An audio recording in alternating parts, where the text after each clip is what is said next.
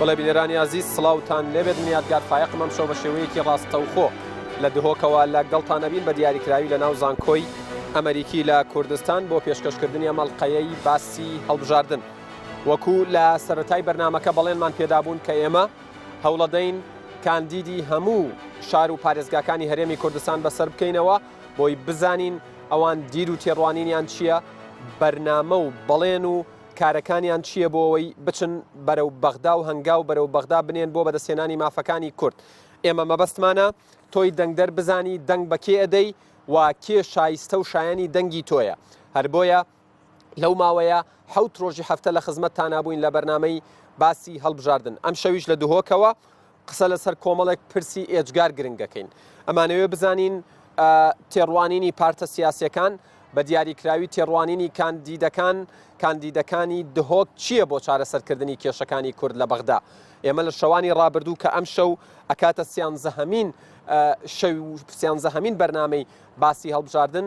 ڕای جیاوازمان وەرگرتووە. ئەمانەوێ بزانین ئەمان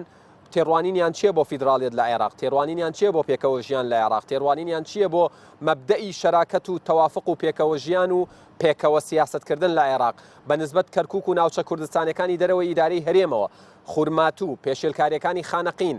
ئەمان پێیان وایە ئەتوانن بە چ میکانیزمێک مافی کورد وەربگرنەوە، موچەی بڕاوی کوردستان و بودجەی بڕاوی کوردستان. ئایا ئەکرێت ڕێگەیەک هەیە کە ئەمان بتوانن لە ڕێگەی پەرلەمانەوە ئەم مافانە بەدەست بێننەوە و هەمویان جەخت لەسەرەوەکەنەوە کە دەستور زۆر گرنگە. پرسیارەکە ئەوەیە ئەگەر عێراق دەستور جێبەجێ نەکات بەدیلی کورد چییە لە پەرلەمانی عێراق؟ ئایا هەردا ئەنیشن و زوو بایکۆتی دانیشتەکانی پەرلەمانەکەن یان پێویستیان بە میکانیزمێک و بە پاکێجێکی استراتیژی ئێجگار بەهێزترە بۆ ئەوەی بەغدا و شیعە و سونە گوێیان لێ بگرن. ئێمە ئەمانەوێت بزانین ئەمان چۆن ئەڕوانە ئەم پرسانە و ئەمان کە مەبەستیانە ئەم کاندیدە بەڕێزانە کە مەبەستیانە بچنە بەغدا چی ئیزافە ئەکەن بە نسبەت هەرێمی کوردستانەوە بۆ ئەزمموی پارلەمانتاری. من زیاتر ناڵێم ئەچمە لای میوانەکانم. ئەم شەوی شۆک و شەوانی ڕابردوو چوار کاندیدی ئەزیز و بەڕێز عزیەتیان کێشاوە و لێرە حورمەت و ڕێزمان بۆیان هەیە و لێرە حزوریان هەیە. دکتۆر ئارام ناجی محەممەد ساڵح کاندیدی پارتی دیموکراتی کوردستان لە پارێزگای دهۆک، مامۆستا سەبری محەممەد ساڵح ناسرااو بە سەبری سلێوانەی کاندیدی یەکێتی نیشتیمانی کوردستان لە پارێزگای دهۆک، خاتوو بەیان ئەحمەد بەرواری کاندیدی یەکگرتووی ئیسلامی کوردستان لە پارێزگای دهۆک و هەروەها دکتۆر زێرەڤان سلێمان محسین سەرۆکی لیستی هاوپەیمانی دیموکراسی و دادپەروەری لە پارێزگای دهۆک. دکتۆر زێرەڤان بار لە جەنابتەوە دەست پێ بکەم. ئێوە ئاگاداری ئەزمموی هاوڕێکانتانن لە پەرلەمانی عێراق، وەگلەیەکی زۆریان لێەکرێ ئەڵێن دەکرا کاری باشتریان بکردایە، دەکرا زەخت و فشاری زیاتریان بکردایە، بەڵام نەیان کردووە. پرسیارەکە ئێوە وەکو هاوپەیمانی دیموکراسی و دادپەروەری دوو ناوی ینی دوو مەبدەئی ئێجگار قورستان هەڵگرتووە، هەم هەوڵدان بۆ دیموکراسی هەم هەوڵدان بۆ دادپەروەری. لە عێراقە چۆن هەوڵەدەن دیموکراسیەت مانا و تعریفی ڕاستەقینەی خۆی وەربگرێتەوە و دادپەروەریش بە نسبەت هاوڵاتیەکانەوە جێبەجێ بکرێت. بله پیشکی سپاس بوده در فتح خیرات نواد که باجر دهو که بگو ما لیست ها پیمانی یکشوان لیست کو در انجام قیران سیاسی و آبوری اول 4 سال چوی هرم کوردستان تدابوری تایبتی شکرم بحث کین اف آریشن ین گلکت قوت سیاسی نبین هرم الجل بغدا بویا سدم هده کوفرو کمرات که سیاسیینی هبیت افراد هنی سیاسیینی سردری الجل جوار سیاسی بکت سردری الجل معطیات بکت معطیات سیاسی چاونن پیشاتی سیاسی چاونن بالانس هزینه نفخو عراق دا چایه دادپەروەری و دیموکراسی وەکی دە بەحەس کی ڕاستە دوو بنچینەیەت گەلێکێت بەرفر هەنە و گەلێک جارە ڕاستان سەر تێتەکردن ئەم وەکی هاوپەیمانی ئاراست دێ سەرەدەریە ما سەرەکی دەما ئەم گەلبەخدا پەیوەندیت مە گەلبەخدا دێ سەرەدەریە سەرەکی گەل ئاراستەیەت سیاسی کەین بۆ چوونەمە قوناغا چووی گەل ئەف برادەرێت مەیدبەرین و کە بەشدار بوون خولائێکی و دوێ و سیێ داد پەرلەمانی عێراقیدا اف تشتي پسند بود اف متطلبات پسند مطالباتی مافین دستوری مافین سیاسی مافین آبوری کو دستور 2005 برقرار کنه بو خلق هرما کوردستان اف مافین تنهاد نه پیشر کرد ناوی دستوری اوا ما تبینی کلی پارلمانتار چویدا بارابطر اوان پارلمانتارا دفوانا هوشیاری دستوری نبود تگه دستوری دفوانا یعنی اون پارلمانتارین لخلکانی رابردو بەم خولەی ئێستاشەوە لە پەرلەمانی عێراق بوون هۆشیاری دەستوریان نەبووە بۆیە وەکو پێویست نەیانتوانێت دیفاع لە مافی کورد بکەن بله gelek جوان پارلمانتر ام شین بیژن شاریا دستوری نبود gelek جوان پارلمانتره پارلمانتریت کرد وره تیگه کردا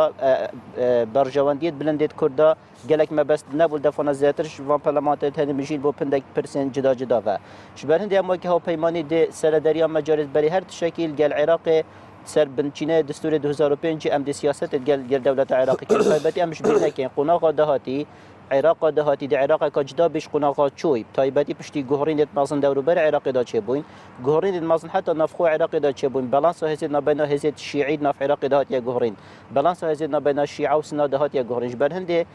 مفاورگتش وی جوار سیاسی نی جوی بالانس سیاسی نفخو عراق ام وکی ها پیمانی ما پروژه که استراتژی ده بیتن ئێوە بەنیازن ئەم بالانس و ئەم هاوسەنگی و ئەم تەوازنی سیاسیە لەناو عێراق چۆن جێبەجێ بکەن بەنسبەت سنە و شیعەشەوە چکە قسە لەسەر ئەوە هەیە شیعە ئێستا هەنگاو ئەنێ تەنانەت من لە شەوانی ڕابردوو عرضم کرد زۆربەی کاندیدەکان ئەڵێت معن الأغلبية السياسية يعني هەنگاونان بەرەو زۆرینەی سیاسی کەواتە شتێک ماوە لەناو عێراق بەناوی تەوازن کردن یان هەوسانگی ڕاگرتن لە سیاست کردن بله یامای بوچ یامای چونکە ئەمش بیر نەکەن ئەفات عێراق پشتی هەڵبژاردنە نوکەت هێتا ئاراستەکەن عێراقەکە جدا بۆچی جدا ئەفریکا پرۆژەیەکی دەولەتی هەیت عێراقیدا ئەف پرۆژە هەنێ پرۆژەیەکی ئەمریکی بریتانیا ئاراستە عێراقی بقۆناغا دەهاتی سەروی پرۆژەیە هێتا داڕشتن شبر هەندێک ئەمواکی هاوپەیمانی ئەم پشتبەستنی دستوری 2005 کەن شەڕی مەل گەل بەغدا شەڕێکی دستوری بیتن بەس ئەم سەردەریل گەل ژیواری سیاسی کەن گەل واقع سیاسی دیکەم ئەوەی ئاماژەت پێداوتت ینی استراتیژیەتێکی نێودەوڵەتی بە تایبەت وڵاتە زلێزەکان و بە دیاریکراوی ئەمریکا لە عێراقی دوای هەڵبژاردنەوە کە عێراقێکی جیاواز بێ ئەمە بەمانای ئەوە دێ کە هەژمونی ئێرانیش هەیمەنەی ئێرانیش لەناو عێراق کەم بکرێتەوە زۆر بە کورتی بەێ بێگومان ئێکش سکتەری سەرەکی وی پرۆژەیە و عێراق بێتە دیرەخشن استراتیژیەتە فارسیا دیرخایەن ژبەر هەندێک ئەمەکی هاوپەیمانی مەخولڤی پرۆژەی یەکرد یەخودان سەردەریکردن مەلگەلڤی پرۆژەی سەردەریەکە ژیواری سیاسی بیتن سەر ئەساسی واقعیەتە سیاسی بیش بەر هەندێک ئەم هۆسا بینەوەکی هاوپەیمانی دێشنگەلە کێشال بەغدا بڕێکەوی پرۆژەی سپاس دەکەم دکتۆر بۆی بەرچاوتان ڕوون بێ لێرە من ینی خولەک و چرکە دقیقە و سانیە ڕاگرم بۆی بە هاوسەنگی هەمووتان قسە بکەن دکتۆر ئارام بێمە لای جەنابتان ینی دکتۆر زێرەڤان زۆر بە سەریحی زۆر بە ڕوونی وتی هۆکارێکی لاوازی پەرلەمانتارەکانی خولەکانی ڕابردوو ئەوە بووە کە سەرودەر و شارەزاییان لەگەڵ دەستوردا نەبوو لە دەستور تێنەگەیشتون ئێوە لەو بارەیەوە چیاڵن کە ئێوە حزورێکی کاملتان هەبووە لەناو پەرلەمانی عێراق سلااوڕێز بۆ بینەرن کوردستان 24 هەنگشی گەلێکی بخێر هاتن سەر چاوا یاشمڤە کێشامە گەل بەغدا گەلێکش هەندێ کیرترە گەلێکش هەندێ گرانترە بەحسی هەندێ بکەن کانێ سەرەدەری چاوەل گەل دستوری هاتیەکردان سەرەدەری باش نەهاتیەکردن لاانێ سیاسیین کوردستانیە ژێک جدا استراتیجێتەکە ئێگرتی نەبوو چاوانیا سەرەدەریکردنی گەل دستوری حتا ئەڤروکە ئەم نابیتن بێژین ئەف ئەندامن من پەرلەمانیە خۆڵێن بۆری وەک تاک بەر پرسنج vê çendê belkuç bîtin serokê hawpeymaniyê bixwe Diktor Berhem Saleh demekî ji deman komponên heyvanayên mangane il gel van parlamentarat kirin an du manga carekê il gel van parlemanat kir aya bû çî wê gavê jî heref lawaziye bixwe ve dît serederiya me il و پاساوێکی لاوازی ێزانن belê mişkîla me il gel bexda mişkîleyeke em vêtin sehkeynê اشتیان کردستان ام بغدینه بغدا نه امش بغدا برای خوب دینه کردستانه چون که وکافه مدود دیتنه جگ جدایت هن حتی نو که عقلیت بغدا عقلیت که سنترالیزم مرکزیت ویتن حکومت هرما کردستان نمینیتم تنه او سردریل گل هندک پارزگه ها بکتن بله ام ویتنش کردستان سحکینه بغدا کانه مچش بغداد ویتن هەگەرم بین سەحکەینێ لاانێکی سیاسی کوردستانی بتنێ نەشێتن مافن کووردا عێراقی جێبەجێ بکاتن بێتن استراتیجیەتەکە ئێگرتی هەبیتن بۆچی واڵێن ینی کاندیدەکانی هاوپەیمانی لە ڕانیە لە سلێمانی لە هەولێر من قسەم لەگەڵ کردوون ئەڵێن ئێمە بچینە بەغدا تەجروبە و ئەزمونێکی تەواو جیاواز پێشکەشەکەین وەڵاهی ez û kak zêrevan biraderit êkîn men gel wî bixwe ke zêrevan çi mişkîlenînin bes yaş min ve ev tinê manşetekî rîklamî ye ev kabirên hawpeymaniyên tu لقاءات جورا وجورا الجالكي همي كيفنا كادرين لانين دين سياسيين وقت الجلفان لانين سياسي بوشي او ديتنا نابو بوشي او استراتيجيتا نابو بوشي او هزرو بيرا جبا جنات كرن البغدا استعزد نوكا ازد بجم هاو پیمانی اسواق ما مستای زانکوی من دکترال سر پارتین سیاسی هین اس نبینم هیچ مبرر کبیدن بو درکدنا هندک پارتین سیاسی نیل کردستانه چونکو هبونا پارتین سیاسی نی هبونا سردمکی نیه هبونا هندک پتویاتی نیه هبونا هندک دریشمن نیه هبونا جیوارکی نیه حریتک بای اونیه که پارتی سیاسی نیوش دروز بید بله بس دو واضح کم بس هر تشتکی هبیدن ویتن پیتویت هبوناوی هبن اشنیکا او تشته هبیتن اول هاو پیمانی چه بوی دکتر برهم صالح گل همی رزید من بوی اگر افروکه سر و کمار با مچه ها پیمانی ندیتن الگورا پانا کردستانه آنکو امید بینین اگر تو سحکه برنامه ها دکتر برهم صالح پوستیان پیندا و بوی حزبکی نوی اگر تو سحکه برنامه ها پیمانی همی برنامه ها پیمانی جوازینین الگل برنامه پارتی آنین ایکتی آنین ایگرتو آنین لانین دین سیاسی تنه ها پیمانی کومکا برادرانه یلی کوم بون چانس خود ناف حزب خوین سیاسی دا ندیدیه افروکه او دا خوازا هندید کن اواجی جه پیخو هبیتن گوراپانا سیاسی دا زور با کورتی ولامی هم پرسیارم دیتوا هاوپەیمانی بۆ دیموکراسی و دادپەروەری ئاماژە بەوادن ئەڵێن ئێمە بۆیە دروست بووین چونکە بە شێوەیەک لە شێوەکان پارتە سیاسیەکانی تر بە دیاریکراوی یەکێتی و پارتی فەشەلیان هێناوە لەوەی مافی کورد وەربگرنەوە ئەو فەشەلە ئەگەر پارتی و یەکێتی ئینا بیتن لاانە دیین سیاسیشی تێدا بەشدارن بەس ئەگەر تشتێک هەبیتە ناوێ فەشەلژی ئەم سەحکەینە کێشە مەلگەل بەغدا ئەوە ئەمل هەرێمت لاوازین لەوە مەکێشەیە بەغدا هەین ئەگەر لاانین سیاسیین کوردستانی هەمیل پشت حکومەتە هەرێما کوردستانی ڕاست بانە ئەڤروکە هەڵویستی حکومەتی پێز با مەکێشەل گەل بەغدا نەبوون بەس وەختی ئەفلان ئەڤ ناف حکومەتێدا وێژ دەرڤی حکومەتێدا ئەت پشت حکومەتە هەرێما کوردستانی ڕاتچن نزیکی بەغداد من دەستی خودکەنە ناف دەستی بەغدادا دێ مەکێشەل هەرێمێژی هەبن سپاس بێگومان دێمەوە لاتان ئەگەر کۆمنت شتە بوو دواتر ئەتوانی ئیزافەی بکەی بەیان خان ئێوە وەکو یەکگرتووی ئیسلامی کوردستان هەمیشە ئاماژە بەوادەن ئەڵێن بۆ ئەوەی کاندیدە نوێیەکانمان بناسن سەیری پەرلەمانتارەکانی پێشوومان کەن بەڵام دکتۆر ئاماژەی بەوە داوتی بەشێکی کەم و کوڕی و نەقس و لاوازی و زەعیفیمان لە بەغدا بۆ واگەڕێتەوە کە ئێمە پەرلەمانتارەکانمان وەکو پێویست شارەزای دەستور نەبوون دکتۆر ئارام تەواو پێچەوانەی ئەو قسەی کردوتی ئەمە کێشە ڕئیسیەکە نییە ئێوە چی بە کێشەی سەرەکی و ڕئیسی ئەزانن بله بناوی خدای مازن دلوان گلک سپاس بو درفته اگر ام برای خب دینا کشت مدگل البغدا براستی بتن ام شوازه که منصف ام قراءة واقعي بكين آية يعني ام بيجين هما فشل نخير بتن ام برای خب دینا ترداكي بله نيناريت كردا بله نيناريت كردا ترداكي ناجح بوينا اخر بيت ام جبير نكين دستوري همیشه عراقي كردا دستبالات دا بکو مافیت کردات دا برجسته ببون مکیشه و گرفت البغدا هبوینه بله اف کشت هنه طبعا قالك اگر جدا هبوینه احتمالا تشتي باش يعني يبويا تقال حكومة مالكي وقت مالكي بويا ساروك وزير كردستاني قالك بينغاف هافتن ورقائك مشترك هاتا امزاكرن وقت عبادي هاتي ورقائك امزاكري بو تضمين مافت كردا البغدا ليه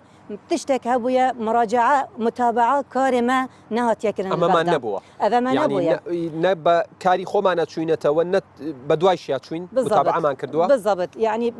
أز فيريد بيجم داعينا كتن أم أفريكالو ميل إكودوب كين هر يعني مشكلة هبوينا يتهبوينا كم ترخمي هبويا أو جي هبويا بس أفرو قناعتها من أمك ويقرتو إسلامي كردستان أم بيجم بربرا كيني القلب بغدا وكينه أفرو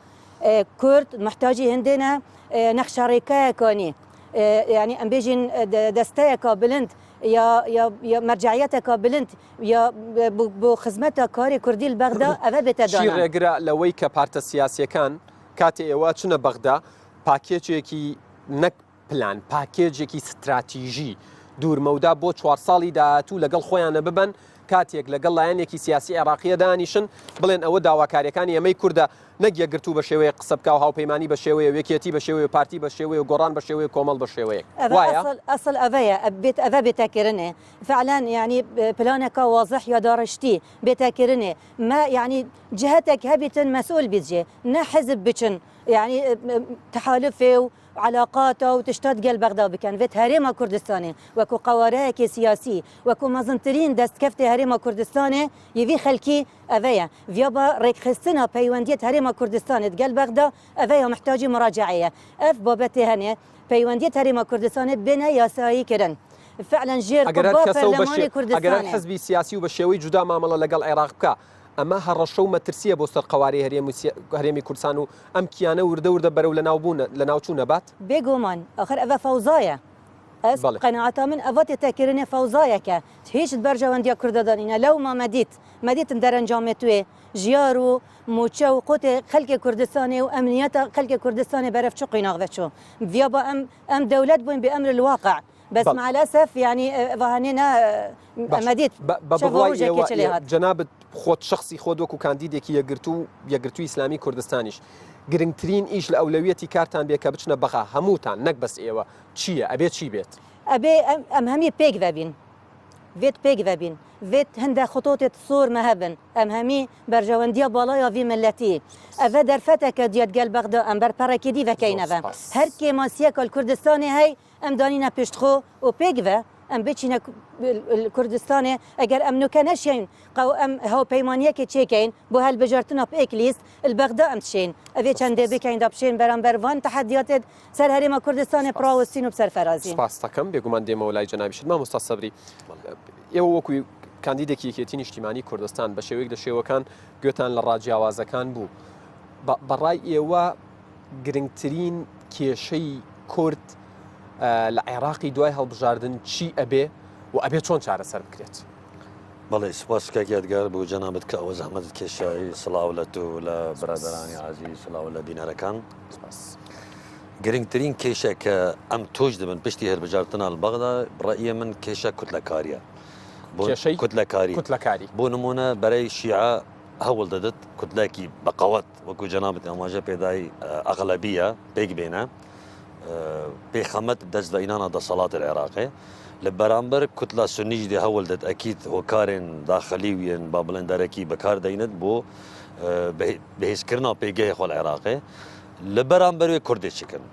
لەو ماژی بڕیا بەڕامێتە ئەم vê داوێ دنە ملەتی خوا کۆ زەختەکە ئیکجار مەزن لە ئەحزابین کوردستانی بکە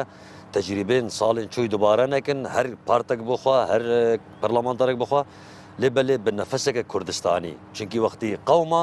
محەمیە زەرەر دیت و وەختی باژی بێتە محەمی مفاید بینن هەبوونا کوتلایکە کوردستانی بجدل کوردستانی نە بە شیعارات کوردستانی ئێستا ئێمە چار کەس لەوێ شیعارەتی جوان دەڵێن لەبەر انتخابات بەڵام ئەگەر چۆن بەغدا دەبێت بەرجەستە بکەن ئەو قسانە بۆ ناتوانن بەرجەستەیکەن بۆیە دەیم لەسەر ئەوە مامۆستا ئیشارەت پێدا گوتی دەیم لەسەر قسەی جەنابەت ئێستا بۆ نمونە گوتی نەبوونی هێشیاریە دەستوری من ڕێیەکی جیاوازم هەوێ لەوێ ئەڵێم یەکەم تشت لەبەر نەبوونی کوتلەیەکە کوردستانی موحەد نە بە قسە بەڵام بە عەمەل لە ماوەی ڕابردوودا بە تایبەت لە خۆڵی ڕابردوودا کوتلەی کوردستانی موحەد نەبوو هەمیشە مقاتعە بوو یان لێکتەرازان بوو یعنی انعکاسە وەزعی هەرێمی بۆ بەغدا ئەگەر هاتوو مەدوێت دیرۆک خۆ دووبارە نەکرد بێت کوتلەکە کوردستانی موحەد بە دووەم پەیوەندیان سیاسەتمەدار و پەرلەمانتەرێت کورد لەگەڵ ناوەندا عێراقی پەیوەندی تەعاونی نەبوون پەیوەندیان دائیمەن لێکدان بوو تەسارعی بە ڕێگای هاتونە چۆن بە ڕێگای مەدیا بە ڕێگای کەناڵی دیبلۆماسی بە ڕێگای ئیدارە و حکوومەت دەبێ ئەم جارە پەیوەندیتمە لە بەغدا لەگەڵوانە تەسارعی نەبن ناکەن بە لە بەرچاوکردنی دۆخی ئێستای هەرێمی کوردستان پارتە سیاسیەکان هەر کەسە و لە ئاوازێک ئەخوێنێت و هەر کەسە و بانگەشە بۆ حزبایەتی و سیاسەتی خۆی ئەکا و یەکبوون و یەکدەنگی لەسەر پرسە استراتیژی و بەهاباڵاکان نییە ئەمە بەمانای ئەوە نییە کە لە دوای هەڵبژاردن وەکو خۆ دوتت دێرۆک دووبارە خۆی دووبارە بکاتەوانێ ئەگەر مەدوێت دووبارە بێت پێویستە هەڵبژاردن ناکە پێویست ناکە کەسانی تازە بڕۆن وەکو برادەران بەڵام ئێوە یەکەم وەجبەنین کە تازە بن بچنە بەغداد و خەڵکیش ئەزمونێکی ناخۆشی هەبوو بەڵام ئێستا قەومە پێش 3 ساڵ نەقەومە 4 ساڵ ئێستا قەومە کاکە یادگار بارودۆخ گۆڕا ئەو گۆڕانکاریە بەهۆی چەند ئەسبابێک بوو بە نسبەت کوردەوە ئەو گۆڕانکاریانە باشن ینی سلبینیان ئیجابین ئەوەی کە ڕوویدا سلبی بوون کورد زەرەری بینی بەڵام من نەوێت ئەم زەرەری بینیش بەرن دێت مەسەلەی ئەنیشتاینە دەبێت هەکەر ئەنجامێت نییە بخوازن ئەم وەسایلە بگۆڕن ئەگەر یارمەتی ئەو دو نقطەی تەواو بکەم یەک لەو ئەسبابانە کە گوتم كاك زيرفان قوتي نبوني شاري دستوري من دو سبب قوتم سيام نبوني كفاءاتي سياسي لا بغى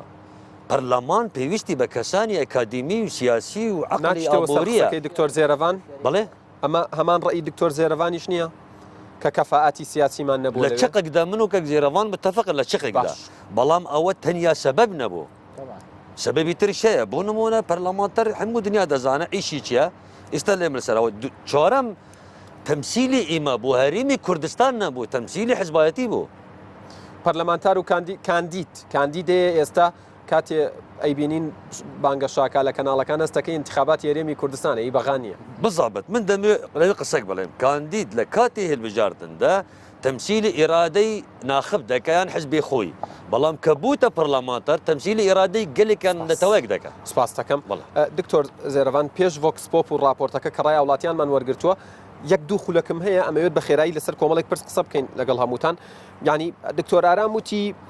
کێشە لە تێنەگەشتن و هۆشیاری دەستوری نییە کێشە لە عەقڵیەتە ئەو عەقڵیەتەی لە بەغایە عەقڵیەتێکە کار لەسەر مەرکەزیەت و سنترالیزمەکات وەوتیشی ئەوانە ئێوە ئەیڵێن هەر هەمان ئەوانەیە کە یەکێتی و پارتی ئەڵێن ئێوە ڕیکلامەکەن بۆ خۆتان بەس زۆر سپاس بۆ دکتۆر ئارامی ڕاستە وەکی برادەرمە ئیشکالینە بەس وەکی پرۆژە جارێ هەبوونا هاوپەیمانی هەکەر داخوازەکە گەلی نەبیت پێت ڤیەکە گەلی نەبیت هاوپەیمانی دروست نابیتن هەکەر قەیران ڤروکەل هەرێما کوردستان نەگەشت بنە بەر دەرگەهەکێ گرتی هاوپەیمانی دروست نابیتن پارتێت هەین خەرکی هەی دەست يعني كفاءات هي يعني هو دروس بوتان بالضرورة أزانا بله ضرورات جالية جالي ودي طبعا صندوق انتخابات في دوباره كتن مسألة هوشياريات ما بحث أداء برلمانتارا كده أداء برلمانتارا تشتكي سياسات تشتكي ما بحث سياسات كردي البغداد كده سياسات كردي البغداد شيء بيتم همي وقت توهز دابيكم استراتيجيات كردي هبيتن أفا ما جدات كتن بس يارا ديكو كأرام بحث كتن ما جوازنا بله بروجي ما جالك جوازش بارتين دين كردستاني دو تشتاج دكتور عفوك لشي أوان لإيوة أتشن يعني توتت هرمان اشتكاني إيمي أولية ما جوازين حەزەکەی باگوێم لێ بێ لە چی جیاواز زۆر دەست بەرسێ بدەم جیاوازیە پرۆژه هاوپەیمانی لەگەڵ پارتێن دین یەن کوردی ئەڤەیە گۆمە ئەم ئاراستەکردنا سیاسی ئەم سەردەریکردنا بەلگەل ئاراستەکردنا سیاسی پرۆژێ سیاسی هەروەسە پرۆژێ ئابووریمە هەندێک میکانیزمێ دانن ئەف میکانیزمێ تەنێ چێ بیت غەیریمە پارتێن سیاسی ئەمە جیاوازیتانە گەلێک پارت بەحسێ پرۆژەیەکی جانکردن وەکی پرۆژە بەس وەکی میکانیزم ما میکانیزمێ جدایەت هەیە بۆچی وا ئەکەیت و هاوڕانیت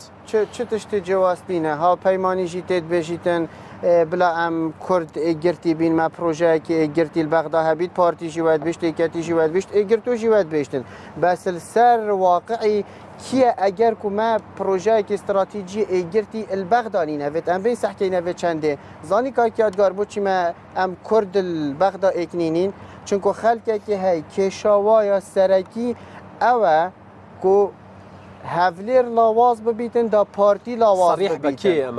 والله تزانی کاکیاتگار ئەمە من بڕیارێکا دای جارێ ئەم بلا لاپەرێکی نیڤەکەن گەل هەمی لاانین دیین سیاسیین کوردستانیش بۆ هەندێ ئەموا هەمیا بکەشینە توی چەپەرێنەتەوەی داوێ پارتی بەڕەوانیەشێت کەتن بەری بچینەت بەغدا ما پرۆژەیەکە بیت ئەم دەستی خۆ بکەینەتێکدا بچین بەڕەوانیەش مافن کوردستانێ بکەین بەس خەلکێک هەگەر هزر بکەتن کو ئەو لاوازکردنا هەولێرێ دێ پارتی لاوازکەن و پلاوازکردنا پارتی دێ کێشانەتەوەی لاوازکەن ئەس دیهیل زارە لە چوونمان بۆ بەغا پێویستە یەک دەنگین یان دژی یەک بین کاکیاتگار بەس دا تمامکەم ئەس دیهیل زاخۆ بم ئەگەر زاخۆ تنێ ما بیتن پارتی لاواز نابیتن بلا ئەف پەیامە گەلێک ڕۆن و ئاشکرا بیت بۆ هەمی خەلکێکی دی لەسەرەوە بکاکەوە لاوازکەش بەر هەندێ بەلێ هەمی لاهانی سیاسیین کورد هەمویان ئان زۆربەی زۆریان دانەبێژم هەمی زۆربەی زۆریان لاهانی سیاسیین کوردستانی هەوڵدەن پارتی لاواز بکەن ji ber hindê sehke encamên referandumê بۆچی پارتی بتنێ ما çeperêneteweyî da çunku xelkekî dî pitir nêzîkî bexda bû ێوە لە ناو ڕێفراندۆم بوو بەیان خان بۆچی پارتی بەتەنها باجیدا بەس دا tiştekî tawzەکەم ne hemî zorbey zor فەرموو رجاء ام بلا اتهام ايكودو نكاين ام نهاتينا فيري اتهام ايكودو بكاين چونكي ادبيجم برجاونديا في بروجي داينا هر اكش ما بلا بيد عرضه مشروع خوب كدل بغداد شكتن ريفراندوم دا استراتيجيه تاع حزب ما بو هاج 2012 دوله بون بس ما بشتي فاشل بوي ئەم ناگەرێت فەشل بوونەوەی بووینە چکی منە زانیت ئەجندای دیدا کاچە هەیە و بۆچی ئەف ئەنجامە هاتن ئەم ئاگەهدار نەبووین ئەگەر حتا آخر نەفەس ئەم دیگەل ڕیفراندۆمێ دابووینە و ئەڤروکەژی بێتەکردن ئەم هەر دگەلداینە مدوێتن ئەز ئاماژێ vê çendêjî bikim kakiyetgar ku viya ba Kurd laebekê zêrek bane فاشل بۆ هێوا شولە بینە ئەگەر سەرژی گر با نازانی چێ ئەو تێ سەرکەوتن خاوەنی زۆر ئەگەر سەرکەوتو بۆ خاوەنی مەقەنەعەت هەبوو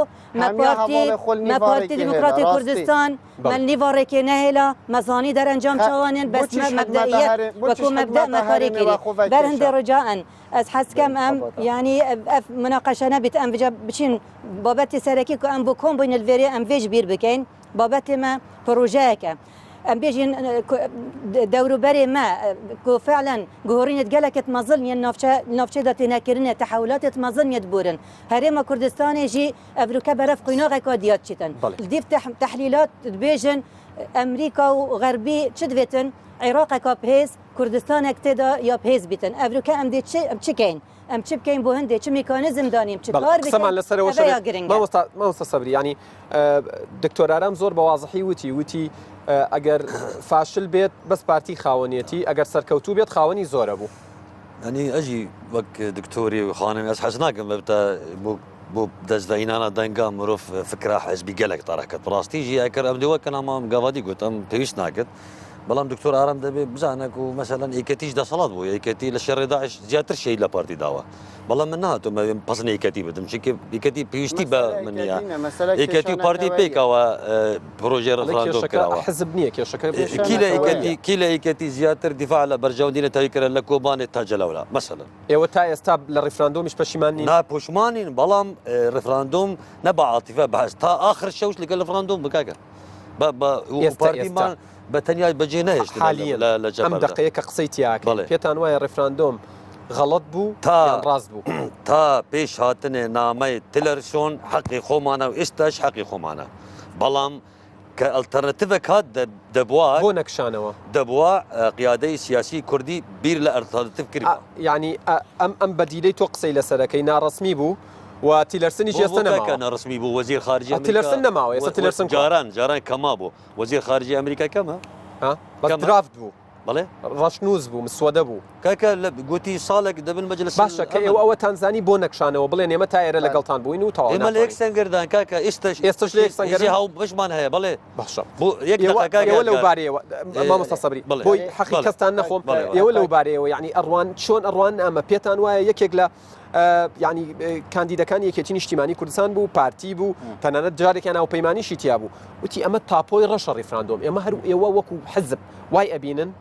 نخیر ریفراندوم حقیقی طبیعی ملت خوام بزانین حقیقی طبیعی ام چون وکی ها پیمانی ام چجارا دست بردار مافت خود دستوری نابین و کشم کرد ترنینه کشم جی کرد کس کرداتیش منافروشیتن ام الوریج است مفید شگ آشکار کم بود دکتر آرامی پارت درزبونا پارتکادی نه معنوی نه دیجات یا پارتی که آن دهت پارتی لواس کرد خب پارتی خدای کردستانی نینه یعنی ام جوکی پارتی هف کارین هف کیف ناف سیاست داشت برهنده ام وکی ها پیمانی پروژه که میان روا هەرێما کورسانە مێتهاتین هاریکار تانەوێت لەگەڵ حزبەکانی تر پێکەوە بڕۆن داوای مافی کورد کەن شەڕ لەسەر مافی کورد بەێ بەێ هەکەرم شوانە باشتر نەکەم شوانە کەمتر ناکەین و پرنسیپت کورداتی دەفمە پرنسیپت نەگۆڕن ئێمە پرۆژەیەکی سیاسی مەهات ئەمە خزمەتە بکەین ژبەر هەندێک بۆ چوونەمەوەکی هاوپەیمانی گەرەک لایەنێ دی سیاسی جدا نابێت دەمان بەحسی پرسێن کوردی بکەین سیاستکردن درستبوونا پارتین سیاسی عالم دموکراسی دا کوسیده دکتر آرام جی وی عالم داخلی جی وی اکادمی یا سیاسیه درستبوونا پارتین سیاسی حالته که نرمال و تندرست تبرینش فرح ڕاشتان بەوە هەیە کە لە مستەقبەلێکی چ نزیک چ دیر کورد ببێ بە خاوەنی دەوڵەتی خۆی بونا كرد بودا بخلال دولة خب بس طبعا درس بونا دولة ريفراندوم برسنت هني تفيتن تبجوار سياسي وغيره داي زور سپاس دكتور ما وكي هاو بايماني چ كادرين هاو بايماني بالچقونا قد هاتي بهاي بايماني بيد ما برنسيب ثابت يدنا تواري سپاسانەکەم ئێمە وەکو بەرنامەی باسی هەڵبژاردن ڕای هاوڵاتیانمان وەرگرتووە چوونێتە ناو هاوڵاتیانەوە بزان ئەوان سەبارەت بە ڕۆشتنی ئێوە سەبارەت بە مافی کورد سەبارەت بە مامەڵە و تعاملی حکوومەتی عێراقی لەگەڵ هەرێمی کوردستان و لەگەڵ پارلەمانتارەکان و لەگەڵ نوێنەرەکانە و لەسەر ئەوەشی کە ئایا ئێمە ئەتوانین یەکگرتو بین یەکگرتو نەبین و بۆ یەکگرتوشنین هاوڕێیان ئێمە ئامادەین بە بیبینین ئەو ڤۆکس پۆپە.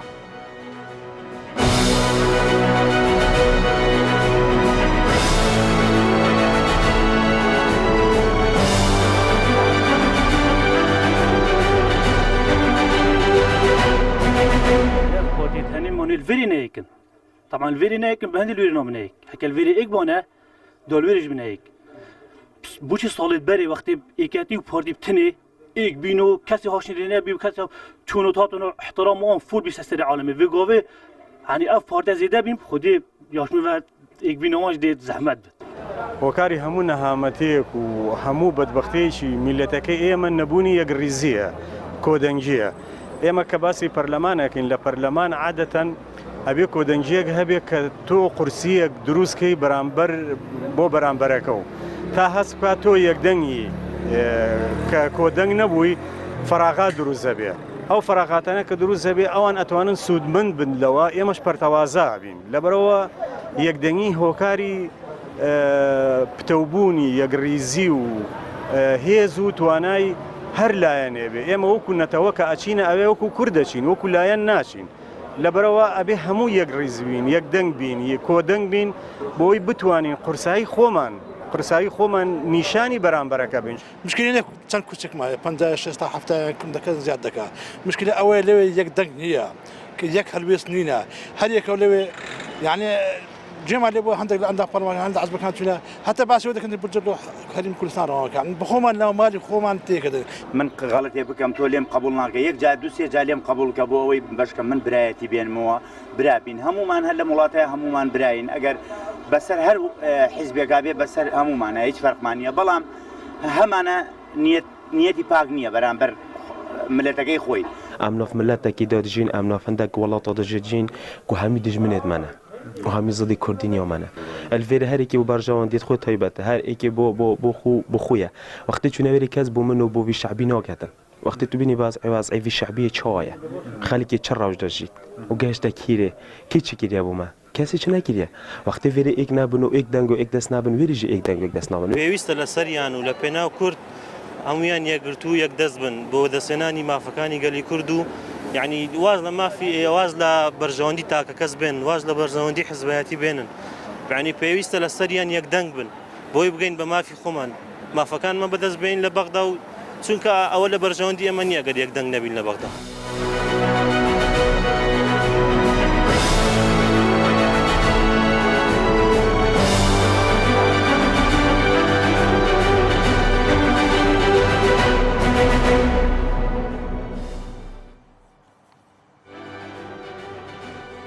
بەڵێ ئەزیزانم دووبارە سلااوتان لێبێت لە باسی هەڵبژاردن بەردەوامی لەگەڵتان ئەوەی بینیتان ڕای کۆمەڵێک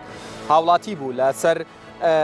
چوونەوەمان بۆ بەغدا لەسەر مامەڵەکردنەوەمان لە بەغدا وەکو بینیتان و گوێتان لێبوو ینی ئەمە بووە من هەمیشە دووبارەیەکەمەوە هەموو شەوێک ڕای هەر هاوڵاتیەکە پرسن ئەگەر پرسیارێکی دیکەشی لێ بکەنەوە باسی یەکریزی و یەکگرتووی ئەکات ینی ئەزانێت ئەمە عیلەت و دەردی کوردە بۆ نمونە ئاماژەیان بەوەدا یعنی بۆ نمونە ئەگەر وانە بێت ئێمە زەحمەتە مافەکانمان بەدەست بێنین یەکبوون تەنانەتێکیان وتی یەکبوونیشمان زەحمەتە زۆر بێ هیوا بوو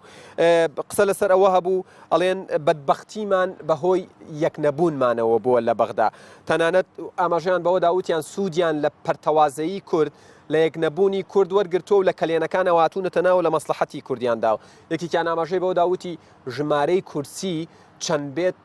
ئەمە ینی مشکلەیەک نییە چونکە ئێمە وەکو قوارەیەک لە عێراق وەکو قوارەی دووەم قوارەی عێراق ئێمە حزور وەکو دووەم نەتەوەی عێراق حزورمانەیە بەڵام کێشەکە یەکنەبوونمانە تەنانەت زۆر قسەی تری شەکان من دووباری ناکەمەوە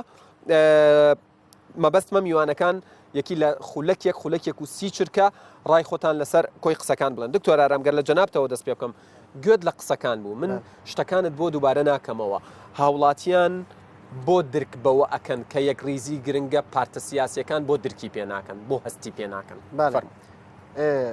ئەگەر ئەم بین سەحکەینێ ئەولانێن بەحسی ئێگرتنێتکەن وێت کورد البەغدا ئێگرتی بن gelekî şwalana ew neweş xweş hikmeta Herêma Kurdistanê vekêşay. Dî tu çewal Bexda êgirtî bî tu li hevlêrê hikmeteka lawaz diriz bikey. Kêşa me Bexda kêşeyekane tewe ye. ریفراندوم پروژه که نتوایی بو اف کسین هپشتی فشار سر درج بوین دستش پروژه نتوایی بردا پارتی بتنه هلا چپر نتوایی دا ام سر چی اکودو بگیرین دریش ما هم همیشه بحث گرتنه بکینو ورن دا کومبینو دست خوب کینه تیدا باز وقت خاله کبید مبگهین تا اگم اکودو بگیرین او خاله جی پروژه نتوایی او 100 سال عمل في عراق دست کرد جین ما ایک کشاه او جی کشاه نتوایی وقت پارتی سنگر نتوایی دا بوش خلک که دیش وی سنگری در کوید و پتر خونیزی کی بغداد کتن اش هفليرت كتن هبونا بارتين سياسي مفت إشارة ببدم راست هبونا بارتين سياسي موافقة دستورية المادة 39 دستور عراقي بحث هاتيا كرن بشتي هنجل ياسا جمارة 36 يا سال 2015 كابيك تتن 69 مادة يا هاتيا درس كرن هر کسی که حق هی هر گروه که حق هی پارتکا سیاسی درست کرد بله اگر درست بونا پارتی چیل وی سردمی امت هریم که سه پارزگاه و پارزگاه کال بند داگیر کرنا هنده که زندین همی خلق زانیتن کینه ما چه پیتوی بدهم پارتی سیاسی هیا بلکه هندی پارتی سیاسی زیاده تر لیبن دست وردان هریماتی ین دولت را خودور پتر تناد ناف کشا کردی دا لرگه پارتی سیاسی نیوی کانه بالتاکید و تشتاقی گلکی گرنگی های اف دولت در و دور هریمی اف دست خود کنه ناف دست هندک پارتی سیاسی کردستان دا بگمان او بو هندێک کارتیان و کێشانە تەوەی کوردستانی لاواز ببیت. سپاس دەکەم دکتۆر زێرەڤان ڕای جەنابیشتان وەرگرم لەسەر قسەی هاوڵاتیان هاوڵاتیەکان ئاماژەیان بەوەدا زۆر جار لەبەر ئەوەی ئێمە یەکگرتوو نەبووین یەکریز نەبووین ئەمە ئستیغلال کراوە و بڵین کێشەمان بۆ دروست کراوە و زەربەمان لێ دراوە کاتی ئەوە هاتووە ڕابردوو لەبیر بکەین و بۆ داهاتوو بڕوانین بله پراستی جبیر کردن رابردوی جبیر اعاده نظر بهتا کردن اف سیستم حکمرانی هریما کوردستان هتا پریو برن معقول نینه تو 3 سال 4 سال خلکی برسی که تو بجید بغداد بچین و کف بینو کردستان یاری پیکر داد پروری کمالاتی بهتا کردن برهنده اس بوچونا من سرکی اف حوالاتی تو که بحث اکرازیت کن همی پارتین سیاسی هریما کوردستان کس دو برکنه که وید اکرازی ها بیتو وید مافد دستوری بهنه پاراستن بس بوچونا مواقع ها پیمانی ما پروژه که استراتژی ده بیتن بقونا خابشتی هل بجاتنا کوده و دست پیش خریکن بو پلان سیاسی جدا اوا دکتران بحث کرد ام گلک جدانی مسئله قومیت بلند شبه هندي وقت هات يفرو كام تعامل الواقع السياسي وتي درزبوني بارتي سياسي نيوا كادستي درجه درزبونا نخير درزبونا بارتي سياسي دفيتن كردستان فخري ببتن كو تازمونا كفرح حزبيه هي تازمونا كديمقراطيه تندرست هي هر غاوا كتريجرتن درزبونا بارتي سياسي كي دفيتن تو ازمونا خو ديمقراطي كيفيت بن سؤالي فات بن بسياري فاش بهندي بوچونا من اف حولاتي بيجن اف حولاتي هني صبحي دبريار سر قناق دهاتي كتن عراق دا تا چند لانه سياسيه افريقيا افریقا کدود کن سر کرسی کال بغداد درزبون استراتژیت کا کردی بغداد ویتن بهت بالانس کردن گل مفهوم هرم کردستان دست خدمات تا لسر کن بتنها بین بغداد لقل حزب نخیر خدمات تا کم استراتژیت ها پیمانی خدمت کردن دوزا کردی بغداد پفکاری گل رک خستن و چاکسازی سیاسی و آبوری ناف هرم کردستان دا شبر هند ام وکی ها پیمانی ام تنین بحث شعاراتنا که بنمونه کد شعارات باشه مادام هنده مهتمن بوی که کرد خاونی استراتژیت یک بیا بوچی هولتان ندا که یک لیستمان هبی کاچین بو بغا بله طبعا ام وكي اكليست ما هولن داين افريكا ما اكليست هاي منطقه ديت دابرا ما ليست المشتركه تنجلان سياسيه جدا ما دخازلان سياسيه جدا ذكر بكتوي منطقه دابرا والجلمت اكليست بن ديار هريك استراتيجيه اخو هي هر بارتكا سياسي افريكا هريما كردستان دا خدان استراتيجيه اخويا ديال ايوا بيستان لا انا كايت يعني برهند داس خدمات تاب كان فير الهريما كردستان هر بارتكا سياسي افريكا خدان استراتيجيه اخويا دا ام بريالا هندي بدن کو خدمات کرد کن بغداد همی پارتی سیاسی تنازلشون دک بوچونت خوب که تنازلشون دک دکتور مامۆستا الصبري سەبارەت بە قسەی هاوڵاتیەکان هەر لەسەر یەکریزی وتیان ینی لە پێناو کورد واز لە مەسلحەت و بەرژەوەندی بێنن دکتۆر زێرەڤانی شەڵێت ئێمە ئەمانەوێت بە استراتیژیەتێکەوە لە دوای هەڵبژاردن هەنگاو بەرەو بەغا بنین لەگەڵ بە هاوکاری لایەنەکانی تر بەوتی ئێمە ویستومانە یەک لیستی هەبێت لایەنەکانی تر بەدەممانەوە نەهاتون ئێوە لەو بارەیەوە چێڵێن وەکوێکێتی بلاش دەویژی بێژم بەس ئەس حەزکم چەکە دەمیم دەمن وەختی دەمن یعنی ئەولا من دەک تێبینێتین دەربارەی بێت ئەمنی ناڕەتیاوی خەڵکی بکەن ئەو خەڵکێک و هەممی گازنداژی نەبوونا ئیگرتنێت کرد باش ئەو مە بکاندیدێت خۆت زانن کاندیدێت ملەتی چونکی حەزب بەشەکەشی ملەتی کێرنایەت ئەم ئەهماڵە داخوازێت خەڵکێ بکەن بەس گۆداریە اتجاهی سیاسی بکەن ئەvە یەک دوو دکتۆر زێراوان ئەگەر بڵێت دروستبوونا حەزبا نۆرمالە هەموو کەس دەزانێت دروستبوونا حەزبا نۆرمالە بەڵام ملەتێکی وەکیمە بندست و چاوساندی درست بینا حزبك ناچی بد بو الغاء حزبادی بد ان هیلان حزبادی کرم که او میدان يعني هاوپەیمانی هەوڵی ئلغاکردنەوە یەکێتی دەدات من قصي كونفوشيوس ازين برا دكتوري وحمي برادري هاوپەیمان شينا هين بحثا طاريه بكن كل دفعه طاريه چرا هلكن كاري خوي سياسي بكن اف ملدي برياري دت بس الا از جهته بقرم واس الترناتيفم بس كلتوري يعني وەکو یەکێتین اجتماعی پێتان وایە کە هاوپەیمانی دەنگی ئێوە ئەبات نخير نا دنگي کەواتە خەمی چیتانە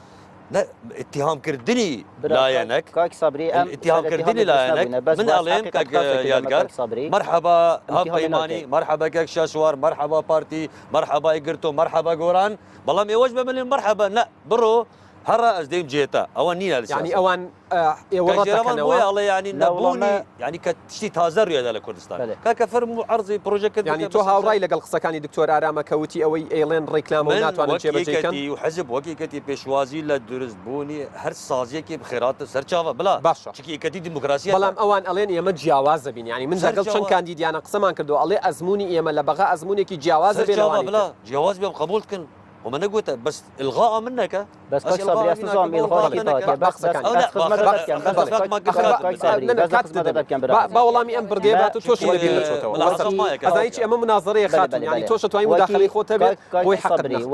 وەکی هاوپەیمانی برا وەکی پرۆژه هاوپەیمانی ئێمە بچ شێوازە ئەم نەهاتینە ئیلغاء تاریخە خەڵکێکی بکەین ئیلغاء لایەنی سیاسی خەڵکێکی بکەین ji ber hindê ev diata siyasiyetê tekirin bû nimune hawpeymanî hatî dijatiya layenekî biket an layenekî fî sifrê biket em çi şêwazê em digel vî xîtabê dînin xîtaba me siyasî bira me projeyê hey projeyekê siyasî hey û melumatê cenabê te jî em êkebîn partîn Herêma Kurdistanê ku em parta helbijartina ne parta helbijart navrûkê em dê projeyê xwe bi xelkê Kurdistanê da bînkeyn arastekê xelkê Kurdistanê biryarî ser partiyekên tena bo bijardin belê belê me projeyê helbijartina hey evrûkê em wekî partên dî xudanê rêxistina nabîne û îlغاکirina beramberê xwe nakeyn îlغا kesî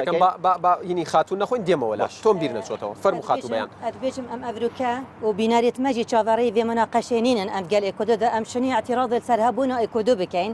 قەنەعەتا من ئەڤروکە مە کێشەیەکە هەی کێشێت هەرێمە کوردستانی بلا ئەملک هەرێمە کوردستانی بهێلین ئەم بچینە بەغدا شەڕێنەتەوەیەکی بکەین شەڕێ مافێت دەستوریەت هەرێمە کوردستانê kuj 2005 hetanûke ev mafêtenê yanî mucerret nivîsîneke pêngavek bûne hatiye havêtin ev mafêtenê sibahî ez wekû Yekgirtû İslamî Kurdistan proje min ev ye ji pêxemet xelkê Kurdistanê xwe ragir dê çima bexda ku fe'len tercema wan mafêt destûrî hemî bibne yasa و بخدمتك اكسر وراسته وخو بهريما كردستان بكن قصيكي جوانا قصيكي جوانا بس شلون افيا تحكينا كانت ماده دستوريه هنا تجد ماده دستوريه هين متعلقه بمافه هريما كردستان ماده دي تشين كاينه بروجي ياسا لكينا بروجي ياسا بعمل برسالك برخصتي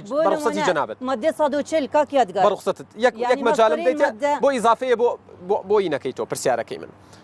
باسيكي زور گرنگ دوروجانت ئێوە چەند پەرلەمانتارتان لە بەغا هەیە 4 پەرلەمانتارتان هەیە تا ئێستا خولەکەیان بەردەوامە دوو پرسی زۆر گرنگ یەک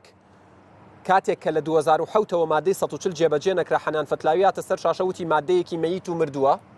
ئەمە یەک دوو وتی من ڕێگر بوومە و من نایەڵم جێبەجێش بکرێت دوو کاتێک کە کەرکووک و خورمات و خانەقین داگیر ئەکرێت پێشمەرگە شەهید ئەکرێت سوکایەتی بە کورد دەکرێت کورد ئاوارە ئەکرێ باشە ئێوە بۆچی لە محکەمەی فیدراڵی یعنی سکاڵایەکتان نەجوڵاند تو چ زانی کەم ئێمە محکەمەیەک نەجۆڵاند من دوێنێ شۆ پرسیارم کردووە لە کاندیدەکان بۆ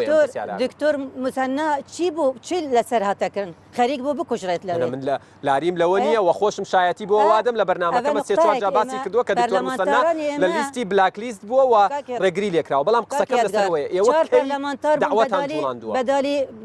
شادەیە جەنابی سەرۆکی حکومەتە هەرێمە کوردستانی گوتی ئێوانی ناراتی هەموو کوردستانەیە کردی بەدالی هەمووی نەرێت کوردال بەغدا هەوە کارێ کردی بۆ هەر مافەکی بۆ کەرکیکێ ئێمە چ کرد کی بۆ دیفاع الآلای کوردستان کردی الكركيكي اگر كاك ريبوار طالباني نبايا بلان بپالپشتي مو بارت سياسي كان جنابي كاك المهم بس خوراغري تا اخر دقيقه وحتى انه كاجي الهفليري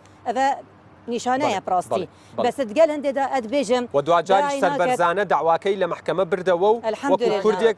فأواني خالك فراسيد بيتن أم مشاكل هرم كردستان الفيري بلا أم أزمونك جان البغداد بيشكش بكين وكو هرم كردستان أم ديشين نينا رايتي كين هر بروجي كي باش كاتكوتايات بيان خان ممنون دكتورة بكين دول كردستان جي تشافي بكين أفا بيان خان فرمويد بيجيتن سحكي دا بوا ديار بكين بو همي بينارا ديار بكين كان بارتي خالك هاي السروي خاله يا بر هذا اجرتني الجل همي لان سياسي كردستاني بكين وقت دمي بس ديار كم نشرت قد نشرت كرياره دمي كاكرباري او هالويسته هاي کم کس پال پشت کاکرباری پارتی دموکراتی کردستان بود وقت دکتر مسنا امینی اف هالویسته پارتی یکم لانی سیاسی بو پال پشتی آوان هر دو کسات کرد آنکو مدود و پیام بگهینم دم پروژه که نتوی هبید پارتی یا دست پیش خراب بو گرتن الگل همی لانی دین سیاسی بس وقت پروسا ریفراندوم راستی بداخوه که گوپید که پروژه نتوایی بو همی لانی سیاسی خوبه کشال بن فشار لانی درکیش بو دست و اینانا هندک دنگا تا پرسیاره کشکاک زیروانی کر اجابتش نداد تا اوی گوتی خلق 4 ساله برسی تا گوتی که خلق برسی کریه مدوید از وی جواب بدم که گو او پلانه که او که روشلات ناوراست یاد گورانکاریم بردوام داد چیتن جاورت تا کرن نقشه دفری بیتا گوهارتن و نقشه دفری دا پارتی دموکراتی کردستان و تایبت جناب سروک بارزانی خدان خوب پروژه نتویه که دفتن مافن کرداب دست و بینیتن و کی پشتی شهر جهانی ای که مافن خود دست ندن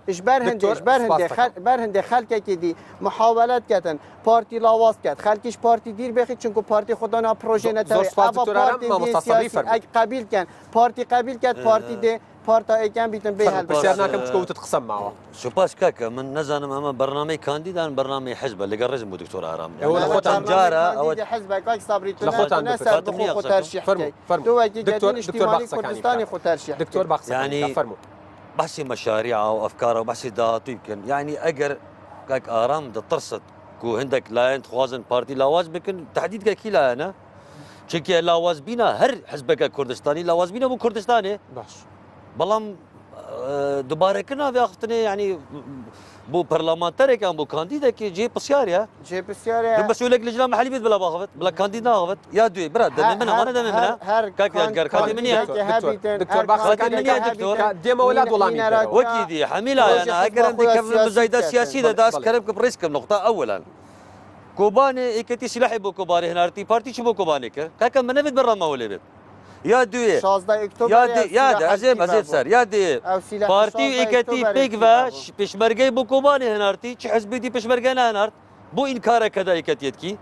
يا سي دجي داعش اكتي بامار بتري شمرتي شهيد داين بو چي كاردكي بلا خلق بيجت يا چاري بارتي خدك لنا دول سيمال كي ولا شينغار ولا كركوك ايكتي لنا دا بارتي مرتي بالبرلمان العراق ما مستصبري تكايا من هاولا كمان من هاولا ما اتشين بغا استغلالي تشاكي من بكي باشيامن وازبيدان كتبي فلان حزبان من توا يا سركرت بادي خوي دي حمي خوي رينا حزب دينا كردستانينا خبر كيف حزبك كيف بتر شهيدانا حزبك كيف بتر دفاع كردستاني كده هكا تبيجي لبغات شيكا لبغات ما متصل هكا تبيجي كركوك سكايا بويكات يا وركان شتان نقول هكا نوصل ما متصل لبغات شيكا لبغات سكايا روزا بحسب بروجات يوريز بوبي نركان تان هذه قافي اقرتو هبيماني بارتي ديمقراطي كردستاني وكيكتي مريز بواحد فيها كاك صبري ريز بوبي نركان تان دابن بديار ودانش ليوباسي شيكا يوباسي شيكا اخذتو مجال تو مجال داخل من ديره من اداريه دارش من قوتي كات تكايا لبغات شي كان باشا تدجرب من قوتي كات ادب كاتشينالي دكات كاد لو زياتر من 4 دقم بيدا اذا كانت كبود دقت بدمي لو زياتر اي ما دبي بحسي معاناتي بخلكبك البارتي قلنا هباره وايكتي قلنا هباره وغوران قلنا هباره اقرتو قلنا هباره اوي تازه من تون قلنا هباره بلام دمك يجدا ما اوجي بجدار بيتي ده اما اللي محتاج يا حزب سياسي لبورين يجي خوازن بخدمتك يعني بخدمت كان براستي هكام تو بتشكي داد پرور بي دانا وقتي دادي باشتر بي والله تشيب كم من داد پرور تو هاول داي بس ما اوتا بله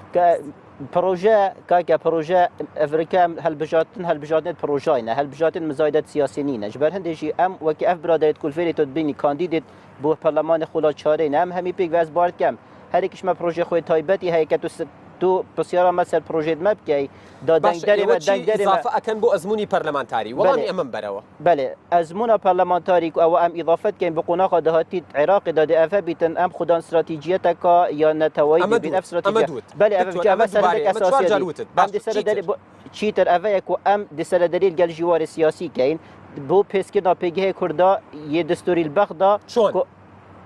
يعني مهبونا سياسة كجواري بونمونا أفريقيا دم كم قلب بغدا أسباب سيارة كيجي كم دم قلب بغدا سياسات كاين ما بريارة سد 2005 جداي ما بريارة سد دولة يا فدرالي داي هيك الفير بونمونا برادر يندين بارتن ديال سياسية كان بيك في بريارة هندي بدين كو أمدش عراقي خو سحب كاين أمد خوش عراقي سحب كاين بس ما دام أفريقيا أم تشارجو في عراق كفدرال داينا فيت أم سياسات قلب بغدا كان أفها بيماني سياسات سياسي عراق هلبوا نخير باس خدمات كم تو بحثي تو بسيارش متكوي ها بيماني أم دشكل ما داز جوابته بدم تو من اخذ يعني تو بس يوكل وتت يا ما اتشين امانه ركخينه ولا سرتاي قسكانيشتوا سياستك هلبوا تذكر ابوي واتاني تعديلي كانوا ريك خلوا يعني بو هلا نبوا سياستك كمان باشيستا هلا نبويا توزاني من ناس من باش كاك اخر هلا نبي بوي مدروس دابين اما يعني ام بوتشي درز بو ها بايماني بوتشي درز بو افا صبريش بحث كت افريكا فعلا افريكا ما اميتاتي بحث بروجي خوب كاين افا غير ما البغداد كري سياسات كرب مفهوم سياسات جواري نكري ام ديتشين في سياسات كاين افريكا آراسته سیاسی البغدا چه شواستی نکرده ام دستوری اساسی سیاست الوریکین ام دست برداره چه مافت دستوری و چه مافت یدگلی کرده بچکو حق دستوری که 2005 تا دنگ سردار دستوری اساسی سیاست که شرع دستوری مشاركاتي دكتور ارامه لا كاتي من هكاكا اخر من هات دو جار حقي من فرمو اخر توار قصات كردو قصه كاي خد كردو والله حقي من تخواده ومدام يقصي كردو انا دو جارات عبد سر مرابوري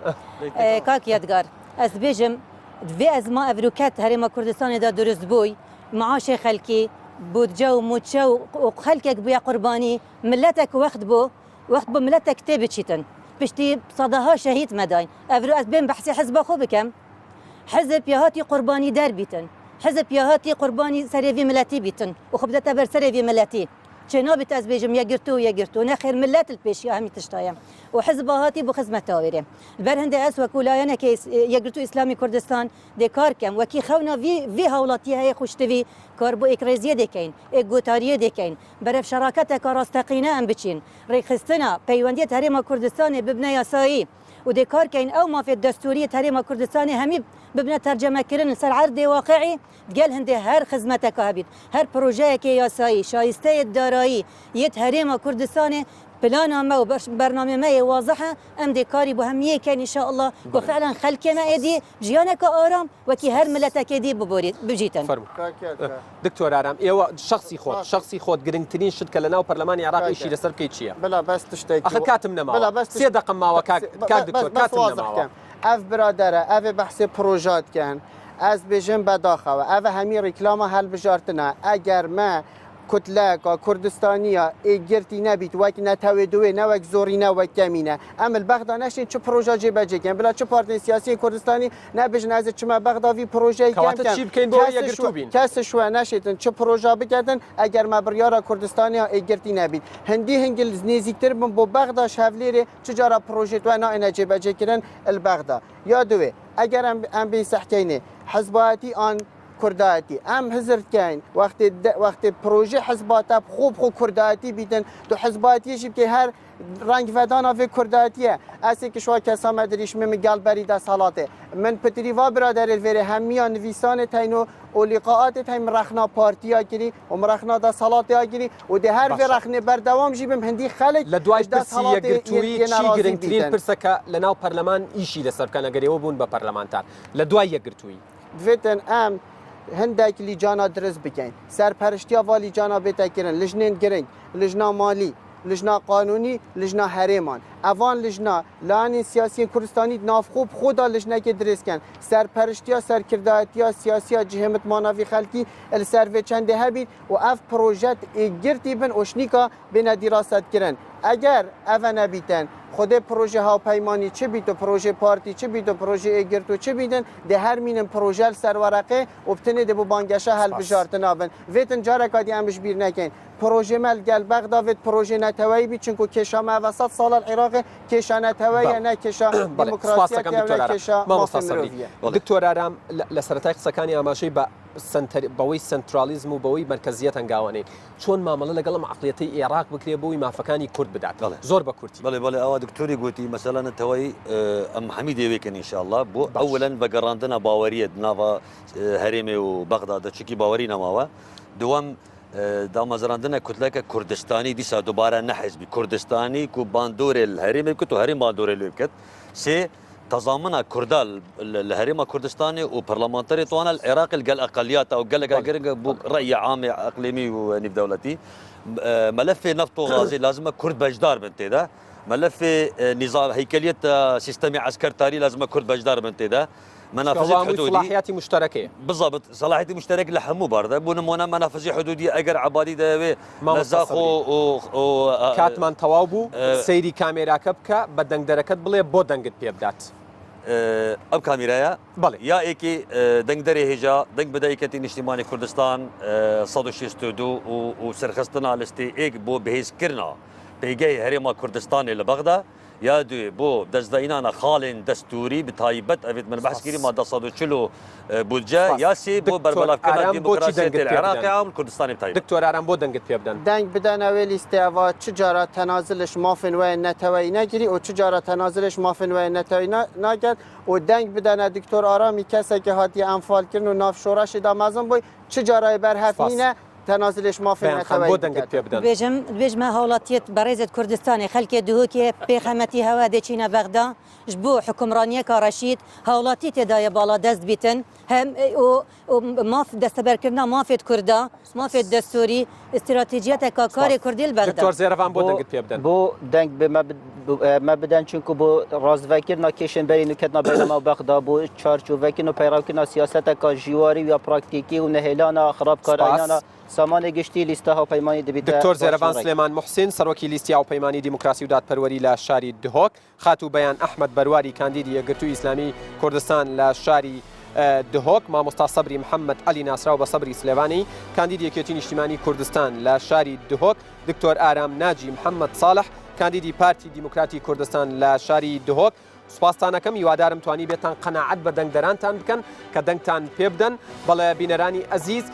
باسی هەڵبژاردن ئەمڕۆ لە دهۆکی ئەزیز کۆتایی هات سبەی شەو لە شارێکی دیکەی کوردستانەوە لە خزمەتتانە بین باسی هەڵبژاردن کۆتایی نهاتووە ڕێزی یادگار فایق و تەواوی هاوکارانم قبول بکەن تا باسی هەڵبژاردنێکی دیکە ئێوە کوردستان لە ئەمانەتی خوادا بن.